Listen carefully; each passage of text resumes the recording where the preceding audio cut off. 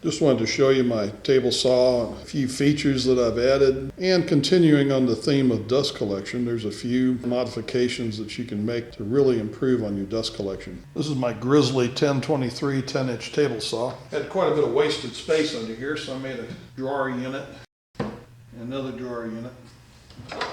This one holds all my saw blades. I intend to make a sliding tray here from Matthias's box joint jig. That'll keep it handy and out of the way when it's not being used.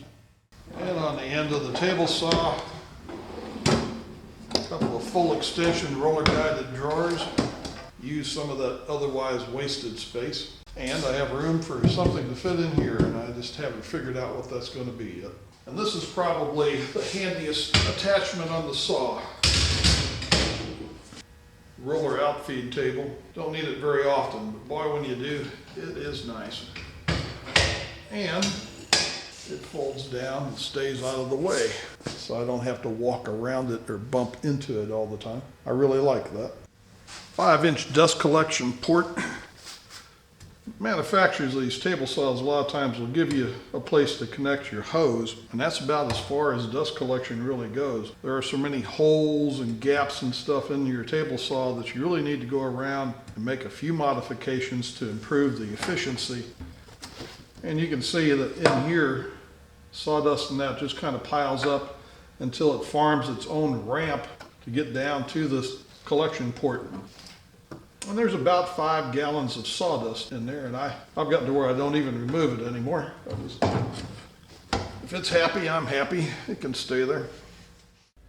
And you can see how that sawdust stacks up, slides off towards the dust collector port. I just leave it like that. That's about 5 gallons of sawdust. And once it gets into that position, then most everything starts going out the exhaust.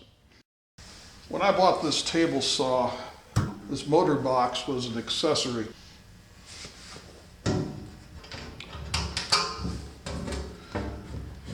The cabinet was open, and this motor sticks out here. It moves back and forth when you tilt the saw blade. So if you didn't buy this motor box, there's no way that your dust collection would work at all. And then the motor box has got the louvers in here.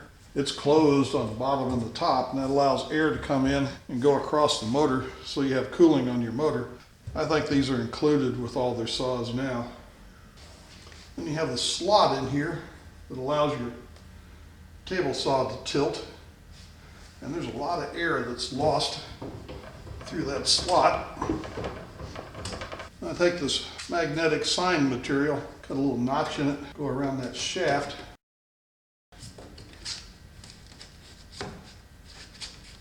Stick that in there.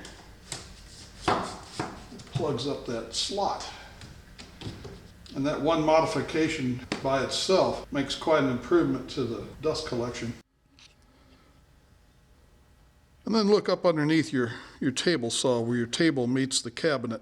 And you have all these holes from the castings and gaps. There's all kinds of cracks in that where your dust collection air is escaping. Plug those up. Easy to do. Really improve the efficiency on your dust collection. Saws are always going to be a bit messy. Chips and pieces come flying off this blade and end up out on the floor. And after you go around and plug up all the holes in your dust collection system, you're not going to notice a tremendous difference with a zero clearance insert. You keep your blade adjusted to where it's not too much higher than your workpiece. That saw blade will carry most of the particles and sawdust down into the cabinet, and your improved dust collection system will clear out the inside of the cabinet. Keep the chips and sawdust away from your motor and away from your drive belt to some extent. But where you're really going to see the difference is when you're running a dado blade and the improved downdraft through this slot. You'll be rewarded for your efforts keeping all that dust out of your face.